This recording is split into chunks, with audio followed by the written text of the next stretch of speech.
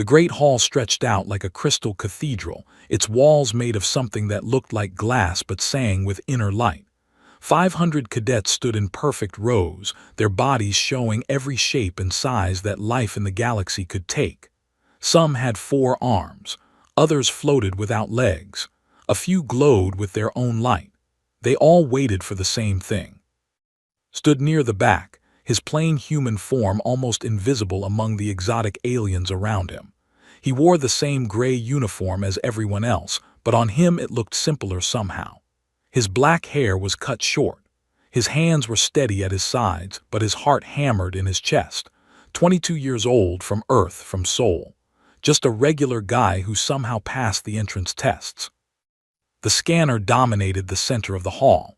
It rose 3 stories high, a pillar of dark metal covered in symbols that hurt to look at. No one knew who built it. The precursors, they said. A race so old that even their ruins were ancient when the current civilizations were born. The scanner had stood in this hall for 40 million years, and it had never been wrong. Cadet of Prime, a voice boomed through the hall. It came from everywhere and nowhere. A tall being made of living crystal stepped forward. Her body reflected light in rainbow patterns. She placed her hand on the scanner's surface. The machine hummed. Lights danced across its surface. Then words appeared, glowing in the air above her head. Herald of the...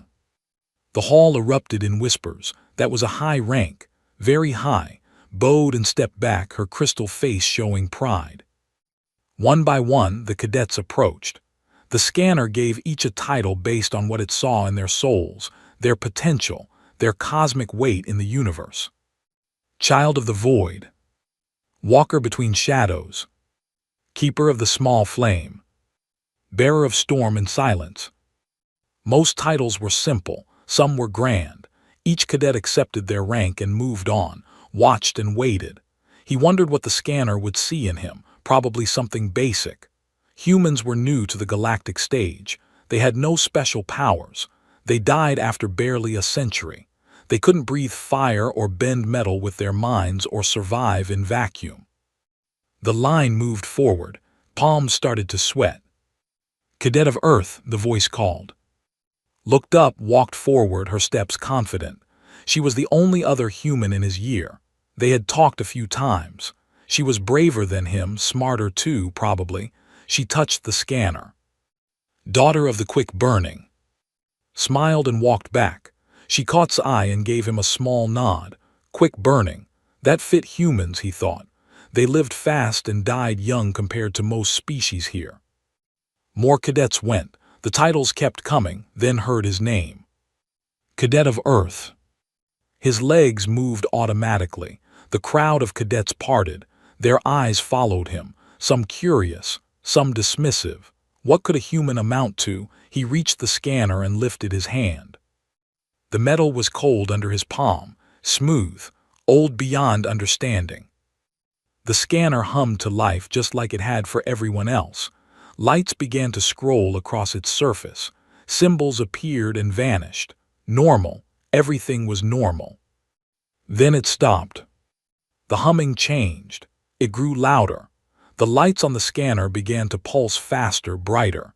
Symbols cascaded down its surface like a waterfall, each one appearing and being rejected in an instant. The machine was searching for something. Tried to pull his hand back. It wouldn't move. The scanner held him there. The hall went silent. The lights grew so bright that cadets had to shield their eyes. The symbols moved faster and faster until they blurred together. Then the scanner made a sound it had never made before.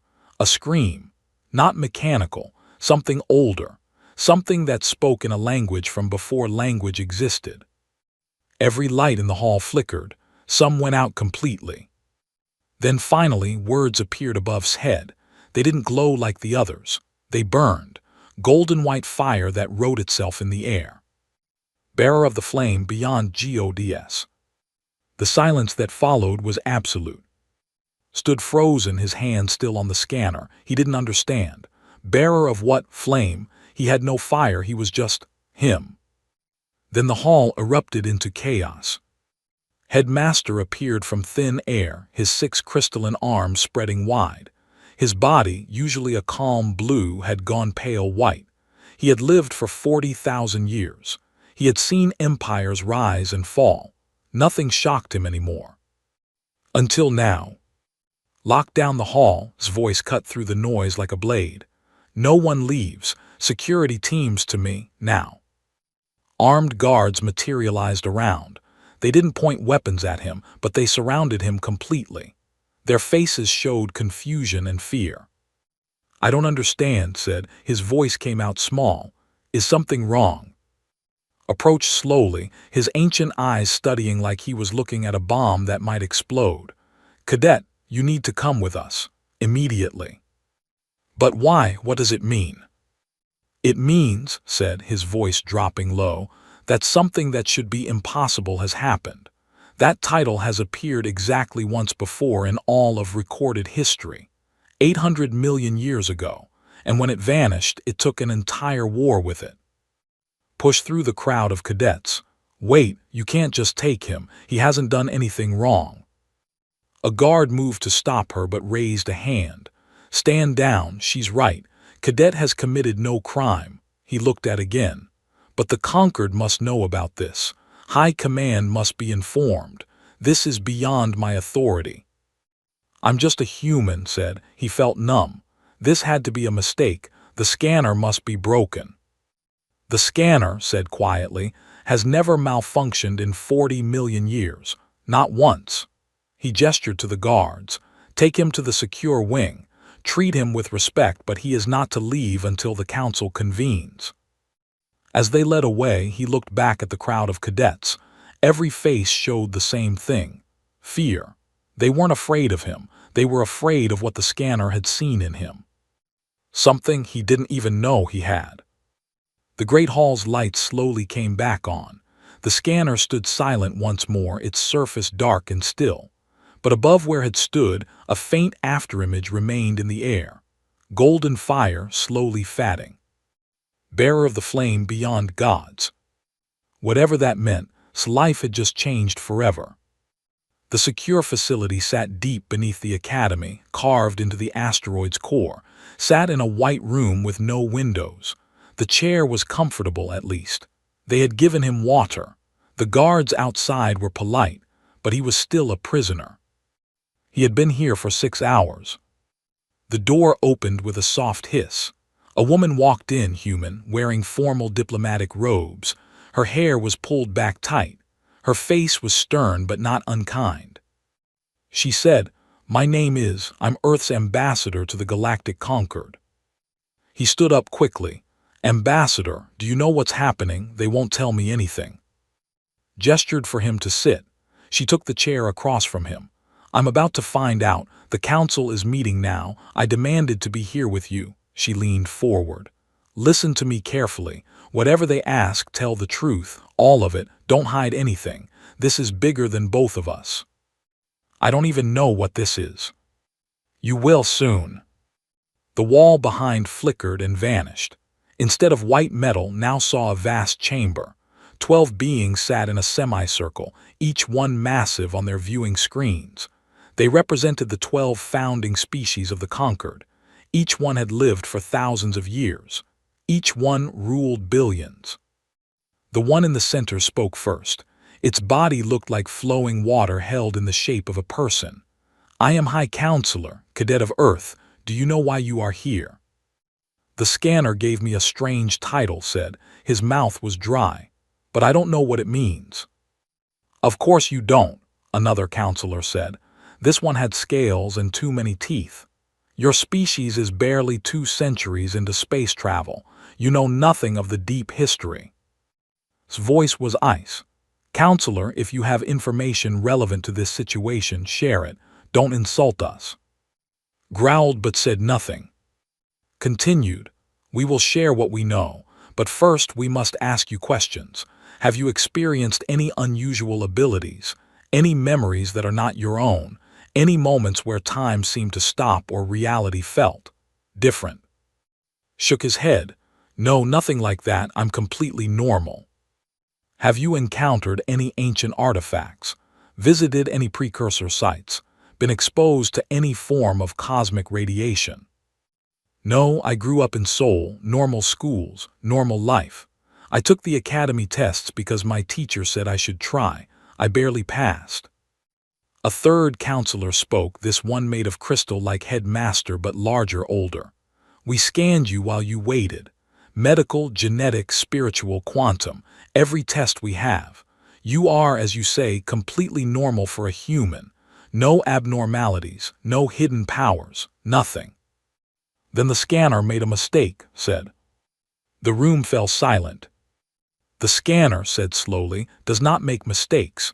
In 40 million years of operation, it has never once failed. Not when civilizations fell, not when stars died, not even when reality itself was damaged during the Cascade Wars. The water being leaned forward. It cannot be wrong. Then what does my title mean? Was quiet for a moment. Then it gestured, and the air in the center of the chamber filled with images, ancient writing, pictures, videos from civilizations long dead. 800 million years ago, began, the galaxy was very different. The precursors still existed, though they were already ancient then. And there was a war. Not a war between species or empires, a war between realities. The images showed things couldn't understand. Beings made of pure darkness, spaces where stars should be but weren't, entire sections of the galaxy just missing. They were called the Devourers, continued. Creatures from outside our reality. They didn't conquer, they didn't destroy, they consumed. They ate existence itself. Entire dimensions vanished into them.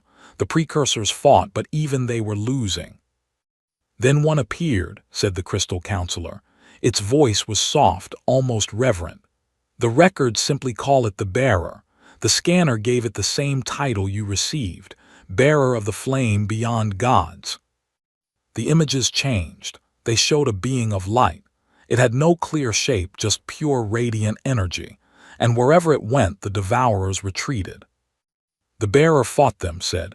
For 10,000 years it held the line. Then when the war was finally ending, it did something impossible. It sealed the devourers away, trapped them outside reality. But to do so, it sacrificed itself, whispered. She stared at the images, her face pale. Yes, the bearer burned its own existence to fuel the seal. It died, completely. And for 800 million years the seal has held. The devourers have been locked away. Its watery form rippled. Until now. Felt cold. What do you mean, until now? The precursors left warnings, said. We thought they were myths, stories, but they all said the same thing. When the flame returns, the seal weakens. The devourers will know. They will try to break free. But I'm not the flame, said. His voice cracked. I'm just a person. I can't even lift heavy weights. I get tired running upstairs. I'm not a cosmic warrior. We know, said gently. That's what makes this so troubling. The scanner sees something in you that we cannot, something that makes you the bearer of the flame beyond gods, but you show no signs of power, no abilities, nothing. A fourth counselor spoke, this one ancient and withered. Perhaps the power is dormant, perhaps it will awaken in time. Or perhaps, said coldly, the scanner is reacting to something else. Maybe it's not about power, maybe it's about potential, or choice, or something we don't understand yet. Regardless, said, we must decide what to do. The conquered is already detecting anomalies, tears in space, whispers from the void. If the devourers are awakening because of you, we need to know. So what, asked, what happens to me? The counselors looked at each other, the silence stretched. Finally spoke. You will remain under observation. You will continue your training at the academy. We will assign you a security detail, and we will monitor you constantly for any changes. Essentially house arrest, said flatly. For the safety of the galaxy, growled. One human life versus trillions. He hasn't done anything wrong, shot back. Neither did the last bearer, the crystal counselor said quietly, until it had to sacrifice everything to save us all. sat there feeling the weight of their eyes on him. 800 million years of history, a war between realities, a power he didn't have and couldn't understand, and now somehow it all rested on him. "I want to help," he said finally. "If there's really something coming, if I'm really connected to it, then I want to help. Just tell me what to do." His watery form rippled again, almost like a nod. "For now, live, learn, train. We will be watching. And if the flame truly exists within you, perhaps one day you will understand what the scanner saw." The connection ended. The wall became white metal again, stood and placed a hand on shoulder. "Come on," she said. "I'll take you back to your quarters, and tomorrow you'll return to classes." Just like that. Just like that, but she looked at him seriously. "Be careful. Not everyone on the council wants to wait and see. Some of them are afraid, and fear makes people dangerous." As they left the white room, couldn't shake the feeling that his life had just become something he never asked for, something he didn't understand. Somewhere in the darkness between stars, something stirred, something ancient and hungry. And it knew his name. 3 weeks passed, attended classes like nothing had happened, but everything had changed. Other cadets whispered when he walked by. Some avoided him completely. Others stared like he was a dangerous animal in a cage. Only still talked to him normally. "Ignore them," she said over lunch. The cafeteria was half empty around their table. No one wanted to sit close. "They're scared because they don't understand." "I don't understand either," said. He pushed his food around his plate. "Every night I go to sleep thinking maybe I'll wake up different. Maybe the power will appear, but nothing happens. I'm still just me. Maybe that's okay. The council doesn't think so. Neither does my shadow." Glanced at the corner where a tall human man stood, watching. Former Special Forces, now's permanent bodyguard. He was good at his job, quiet, alert, never more than 20 meters away. "At least he seems nice," said. "He is, doesn't make it less weird." Check the time. "Combat simulation in 10 minutes, you ready?" "As ready as I'll ever be."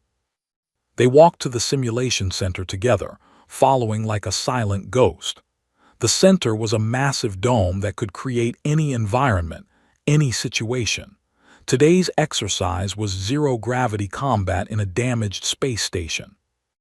Instructor waited at the entrance, the crystal being who held the title Herald of the Eternal, one of the most powerful fighters in the known galaxy. Even she looked at differently now, with curiosity, maybe respect, maybe fear. "Cadets," she said, her voice like chimes. "Today you work in teams of 5. Rescue simulation, hostile environment, weapons set to training mode. You have 40 minutes. She gestured to the dome. "Begin." His team included 2 aliens he barely knew and a human engineer named. The man was short, stocky, and always had grease on his hands. "Just stay behind me," one of the aliens said too. It had 4 arms and armor like skin. "I'll handle the fighting." Said nothing, he was used to it by now. They entered the dome. The world shifted around them. Suddenly they floated in a corridor filled with twisted metal and flickering lights. Emergency alarms wailed. The mission appeared on their helmet displays. Rescue survivors from the station's core before it exploded. "Move out," the 4-armed alien said, taking point. They pushed through the corridor, using handholds to pull themselves forward. Zero gravity made everything harder. Stomach churned, but he kept moving. The first enemies appeared. Holographic pirates with laser weapons, training scenarios all fake.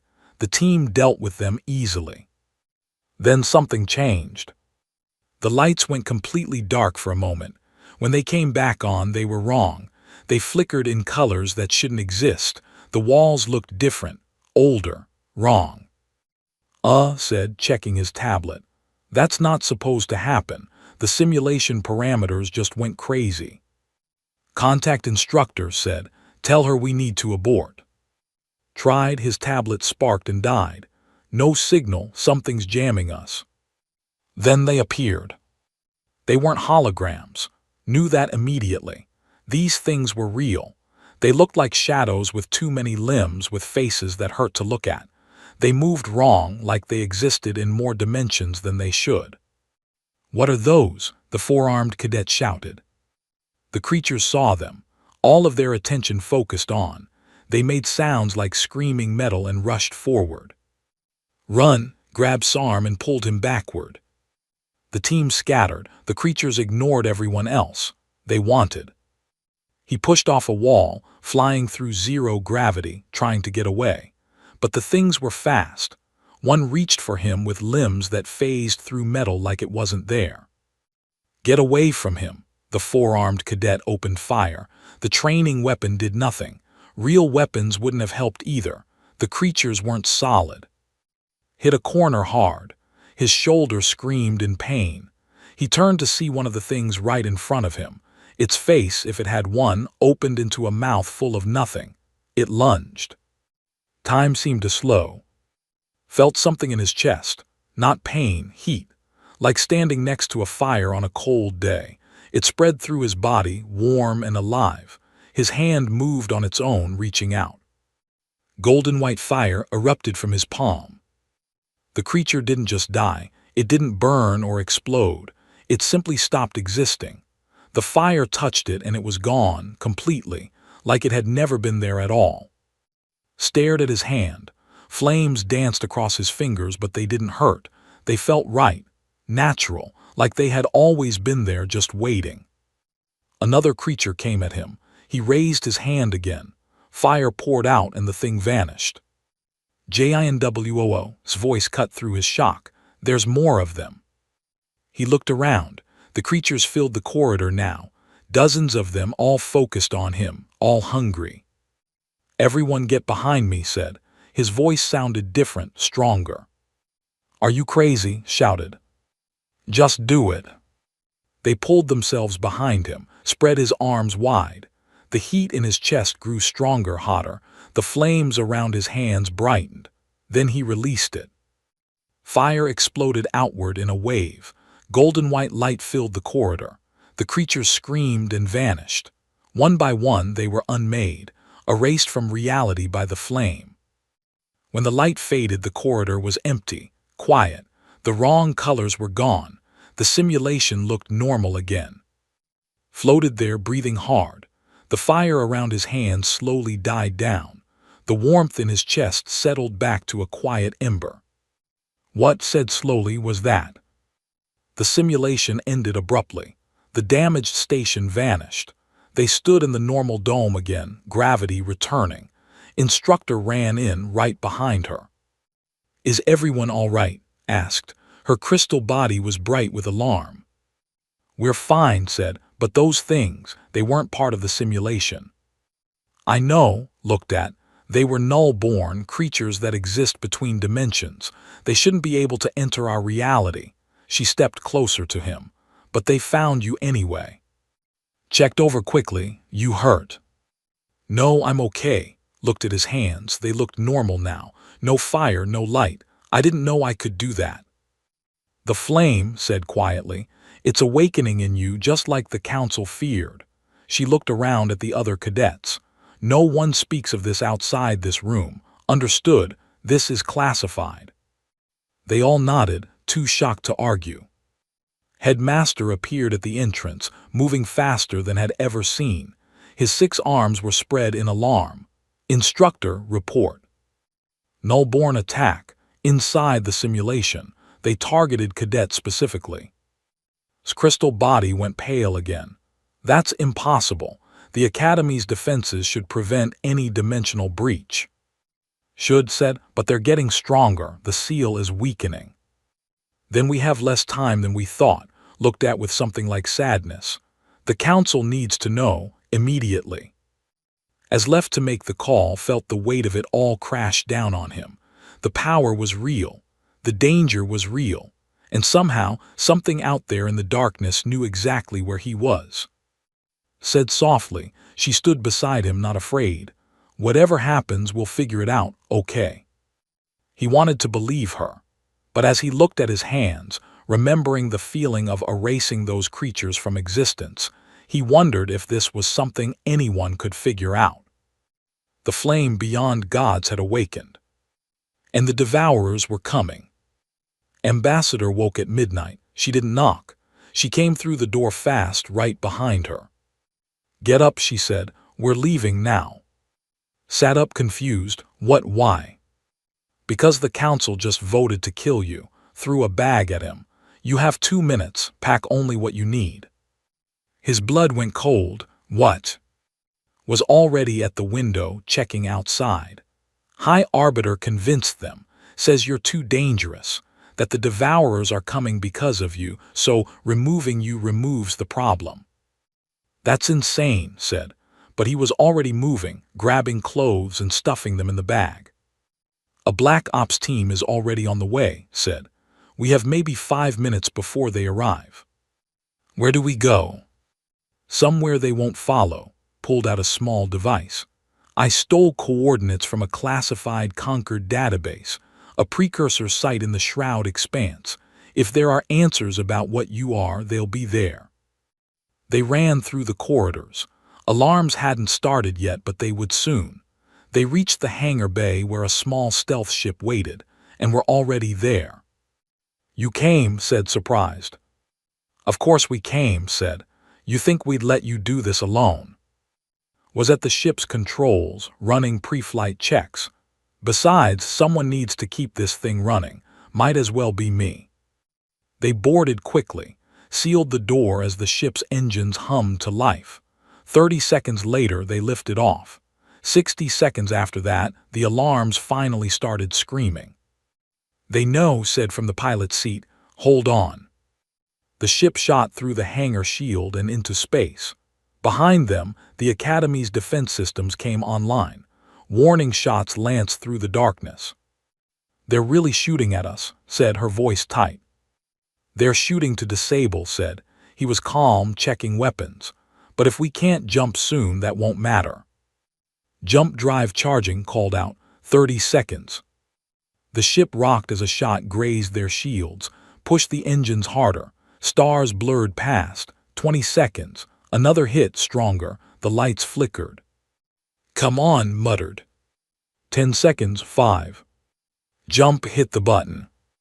Reality twisted. The stars vanished. They entered the strange space between spaces where physics worked differently. For a moment, felt like he was everywhere and nowhere at once. Then it passed. They were safe for now. The journey to the Shroud Expanse took 3 days. The Shroud was a region of space that most species avoided. Ships vanished there.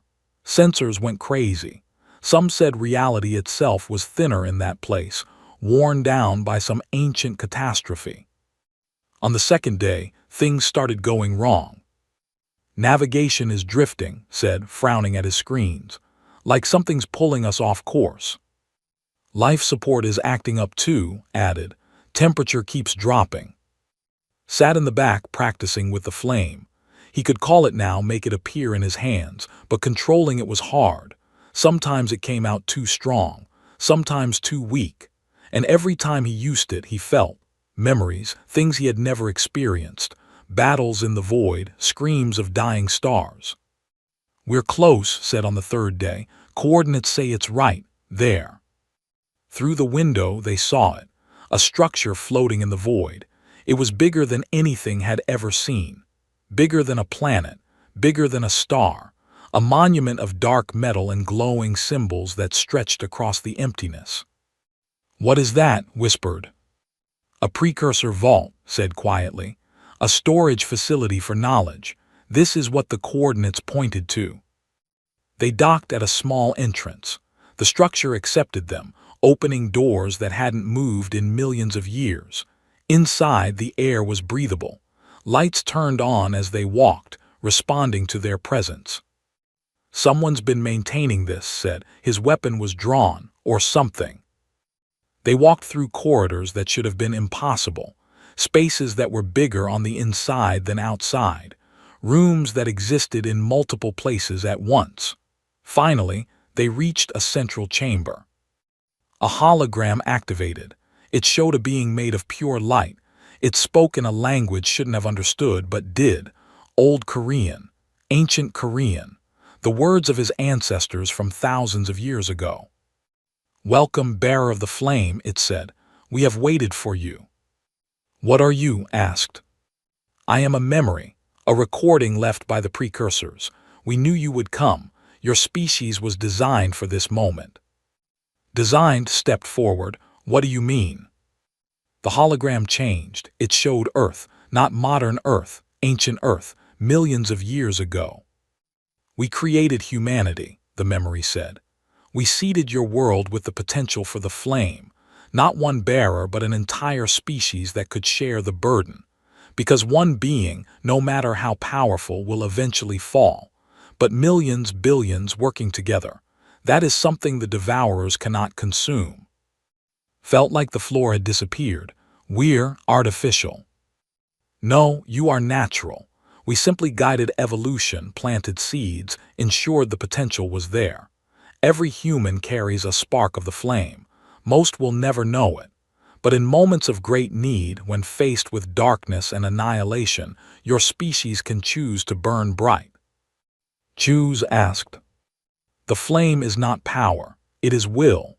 The stubborn refusal to accept the end. The devourers represent entropy, the heat death of the universe, the final silence.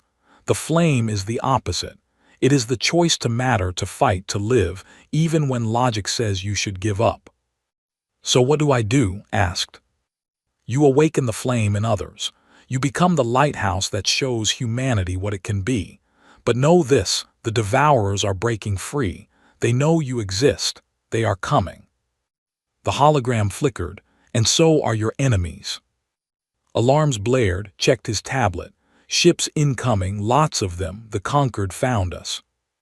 "Not just the conquered," said, looking at the sensors.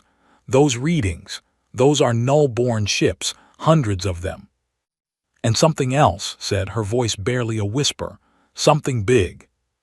Through the chamber's window they saw it, a tear in reality itself. Something was pushing through, something massive, something that made the vault seem small.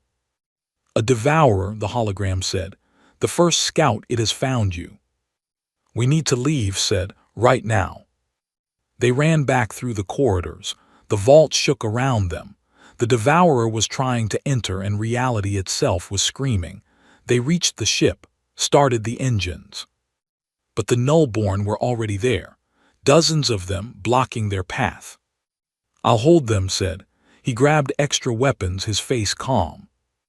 "No," said, "we fight together." "Kid, you need to live.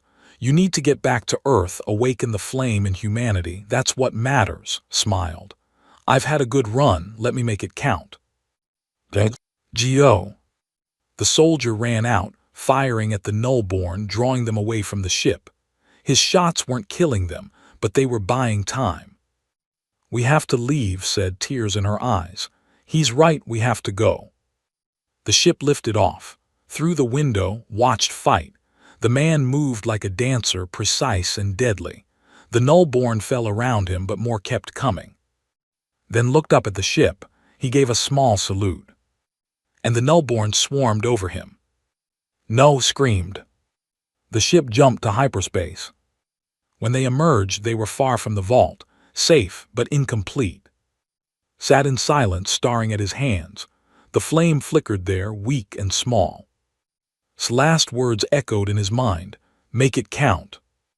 He had to. For Earth, for everyone. They made it back to Earth. Barely.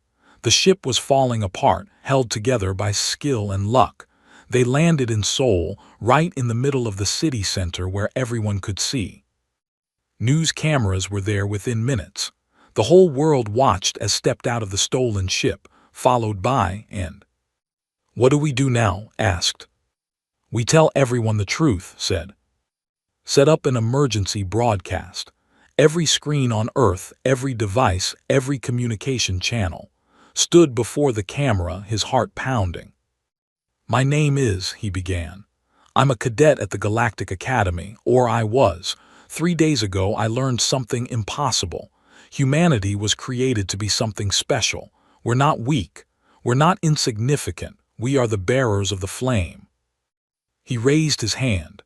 Golden white fire appeared in his palm. Gasps echoed around the world. This flame exists in all of us. Every human. It's not about power, it's about choice. The choice to stand when darkness comes. The choice to matter. And right now, the darkness is coming. He told them everything. The devourers, the ancient war, the seal that was breaking, the fact that something older than stars was coming to consume their reality. I can't fight this alone, he said. No one person can, but together, all of us. We can be the flame that pushes back the dark. I'm asking you to choose. Choose to stand. Choose to burn bright. The broadcast ended. For a moment, nothing happened. Then across the world, people began to feel it. That warmth in their chests. That small ember of light. Some people cried. Some laughed. Some just stared at their hands in wonder as tiny flames appeared on their fingertips. Not everyone felt it. Some people couldn't or wouldn't, but millions did, and that was enough. In space above Earth, reality tore open. The devourer pushed through, finally entering their dimension. It was bigger than anything imaginable, a thing of absolute darkness that swallowed light itself. Stars winked out as it moved. Space died around it. The conquered fleet appeared too. Hundreds of warships led by High Arbiter. They had come to destroy Earth, to end the threat before it spread. But then they saw the devourer. All ships, voice crackled over the radio. Forget the humans, target that thing, fire everything. The fleet opened fire. Weapons that could destroy planets hit the devourer. They did nothing. The darkness just swallowed the attacks. On Earth felt the flame growing stronger. Not just his own. He felt every human who had chosen to stand. Billions of small fires all connected, all feeding into one purpose. I need to go up there, he said. Hal asked, we don't have a ship. Instructor landed beside them. Her crystal body gleamed with purpose. Yes, you do. I'm with you, bearer. So am I, came another voice. Headmaster appeared, his 6 arms carrying weapons. The council was wrong. If you stand against the darkness, then so do I. More ships arrived. More beings who had chosen to fight. Not just humans. Aliens from across the galaxy who saw the devourer and refused to run. They flew into space together, stood at the window watching the devourer approach. It was so massive, so absolute. How could anyone fight that? Together, said beside him, she held his hand. Her own small flame flickered to life. You said it yourself, together. Closed his eyes. He reached out with his mind, connecting to every human who had chosen the flame. He felt them all. People in Seoul and New York and Lagos and Mumbai. People on space stations and colony worlds. Every one of them burning bright.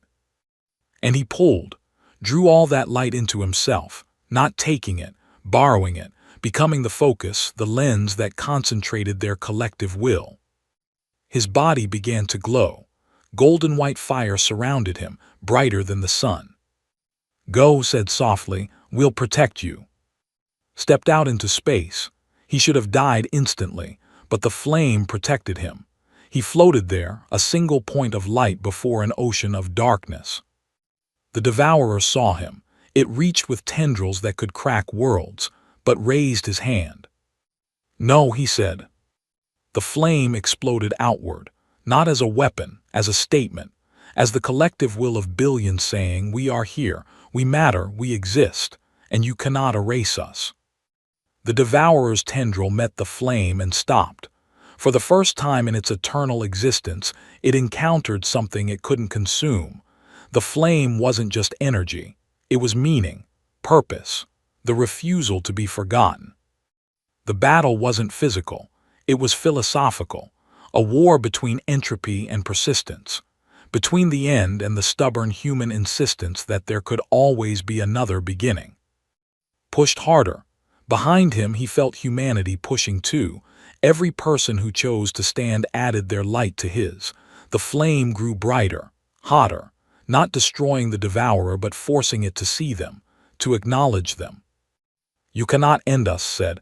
"We choose to continue, we choose to burn." The devourer pulled back, not in defeat but in recognition. It had come expecting food, emptiness, the silence of acceptance. Instead, it found noise, life, defiance. And slowly, impossibly, it began to retreat. The tier in reality started to close. The devourer returned to its prison, and the seal reformed. Stronger this time, reinforced not by one sacrifice but by billions choosing to matter. The darkness faded, the stars returned.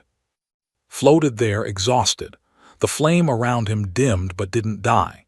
It settled into his body, into his bones, into his DNA, and through him into every human connected to him. Pulled him back into the ship. He collapsed, breathing hard, but he was smiling. "We did it," he whispered. On every conquered ship, scanners were going crazy. They showed the same reading for every human, not just every single one. Bearer of the flame beyond gods. Not one bearer, an entire species. High Arbiter stared at the readings in shock. Then slowly he bowed.